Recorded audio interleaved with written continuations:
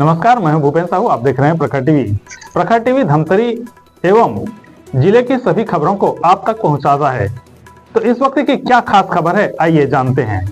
महापौर विजय देवांगन ने निगम स्थित अपने कक्ष में बुधवार को पत्रकारों से चर्चा करते हुए छत्तीसगढ़ सरकार पर जमकर हमला बोला। उन्होंने कहा कि छत्तीसगढ़ में जब से सरकार बनी है तब से नगरीय निकायों में महापौर और पार्षद निधि नहीं आई है। पीएम आवास के लिए जमा आवेदन निरस्त कर दिए गए हैं। अब दूसरा आवेदन मांगकर आय जाति की अनिवार्यता लागू की जा रही है, जिससे हितग्राही आक्रोशित हैं। इस मामले को लेकर शासन प्रशासन का ध्यान आकृष्ट कराया जाएगा। उन्होंने 6 करोड़ के काम के संबंध में भी कहा कि 6 करोड़ रुपए पास करवाने के लिए निगम में आतिशबाजी करवाई गई थी। कुछ दिनों बाद स्वीकृत 5 करोड़ के काम निरस्त करा दिए गए, जिसमें नहर बाईपास मार्ग भी शामिल है। इसके अलावा अन्य मुद्दों पर भी उन्होंने अपनी बात रखी। मीडिया के साथियों को मैं नगर निगम धमतरी में स्वागत करता हूं, अभिनंदन करता हूं। कुछ बातें को लेकर आज मैं आप सभी को यहां पे आमंत्रित किया हूं। जब से भाजपा की सरकार आई है सत्ता में प्रदेश में, प्रधानमंत्री आवास का एक भी प्रकरण स्वीकृत होकर नहीं आया। हमेशा भाजपा की सरकार जो है प्रधानमंत्री आवास, गरीबों को, हर गरीब को आवास, इस प्रकार का नारा देती है।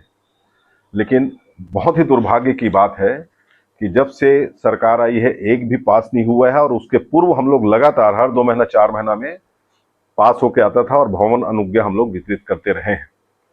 लेकिन बहुत दुर्भाग्य की बात है, पास होके नहीं आई वो अलग बात है। जो आवेदन 1 साल 1.5 साल से लगा के रखा गया था शहर के लोगों के द्वारा, उसे निरस्त कर दिया गया है। ये और बहुत बड़ी दुर्भाग्य की बात है। और उससे बड़ी दुर्भाग्य की बात है कि नया फॉर्म भरा के अब उन्हें आय और जाति प्रमाण पत्र भी मांगा है, जिसे हम लोग काला कानून का नाम दे रहे हैं। प्रधानमंत्री आवास में जब सब वर्ग के लोगों को देना है तो जाति प्रमाण पत्र मांगने का कोई औचित्य ही नहीं।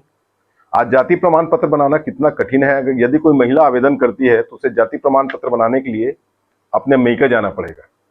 पटवारी वहां एक बार में मिलेगा नहीं, 4 बार मिलेगा, उसके बाद भी बन पाएगा नहीं बन पाएगा, इसकी कोई गारंटी नहीं है। तो इस प्रकार के बेवजह के नियम को लगाकर लोगों को परेशान करने का काम सरकार द्वारा किया जा रहा है, जिसे हम तत्काल वापस लेने की मांग करते हैं।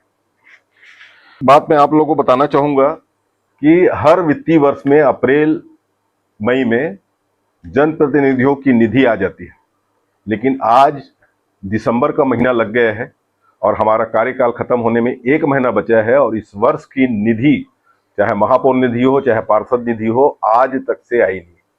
अब बताइए कि ये हमारा पार्षद और महापौर का अधिकार है, वो आज तक से आया नहीं है। विकास कैसे होगा?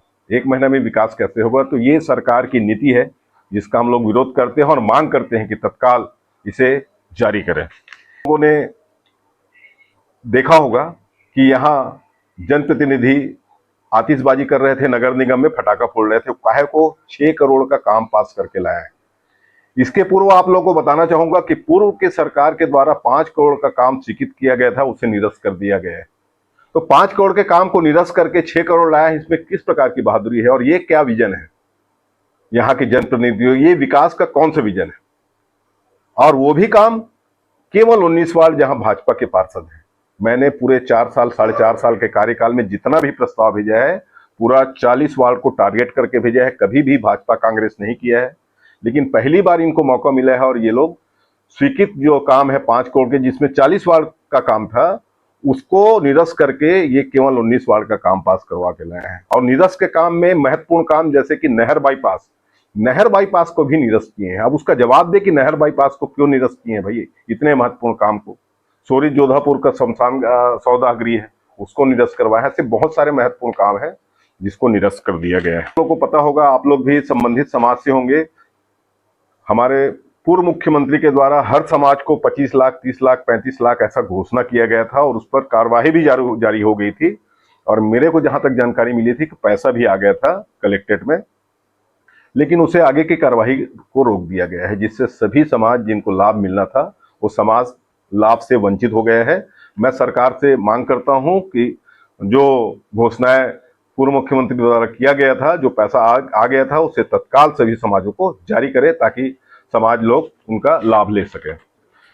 मुख्यमंत्री परमादरणीय भूपेश बघेल जी के द्वारा भाठा भटगांव दौरा के दौरान धमतरी के प्रमुख 4 मार्ग, जो हमारी सबसे बड़ी समस्या बरसात के दिनों में होती है, सियावा चौक से कुलियारी, रत्ना बांधा चौक से मुजगहान, धमतरी से गंगरेल, बिलई माता मंदिर से दोनों साइड, इनकी 107 करोड़ की मार्गों के चौड़ीकरण निर्माण की घोषणा की जा चुकी थी और पूरी कार्यवाही विभाग द्वारा की गई थी और प्रोसेस में था। लेकिन बहुत दुर्भाग्य की बात है, सरकार बदलने के बाद इसे ठंडे बस्ते में डाल दिया गया है, जो धमतरी शहर की प्रमुख मांग है।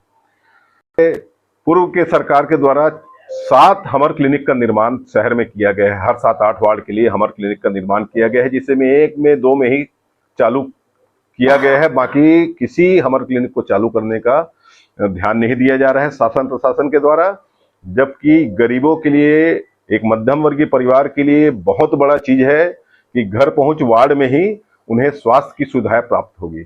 इसको हम प्रशासन को आपके माध्यम से मांग करते हैं कि तत्काल उसे चालू किया जाए। एक चीज हमारे नगर निगम क्षेत्र के बाहर अटल परिसर का निर्माण किया जा रहा है। 2 दिन पूर्व मुझे इसकी जानकारी प्राप्त हुई और हमारे नगर निगम के द्वारा टेंडर लगाया गया था। हमारी बगैर जानकारी के, हमसे बगैर चर्चा किए ये लोग शहर से बाहर, नगर निगम क्षेत्र के बाहर 49 लाख रुपए का अटल परिसर बनाया जा रहा है, जो कि हम इसका पूर्ण विरोध करते हैं। हम चाहते हैं कि ये नगर निगम का पैसा है और नगर निगम क्षेत्र के अंतर्गत कोई 40 वार्ड में कहीं भी बने, हम इसका विरोध नहीं करेंगे। लेकिन नगर निगम से बाहर यदि कोई बनाया जाता है तो हम इसका तत्काल विरोध करेंगे, क्योंकि ग्रामीण क्षेत्र का पैसा ग्रामीण क्षेत्र में लगे और वो बनाए, हम कोई दिक्कत नहीं। लेकिन शहरी क्षेत्र हमारे नगर निगम क्षेत्र का पैसा है और नगर निगम क्षेत्र के अंतर्गत बनाया जाए। पूरा हमारे आयुक्त महोदय की मनमानी है और भाजपा की मनमानी है कि ये कहीं भी कोई पैसा कहीं भी लगा रहे हैं। ये नियम के विरुद्ध है। ये नियम के विरुद्ध है कि नगर निगम क्षेत्र के बाहर नगर निगम को पैसा नहीं लगाया जाता।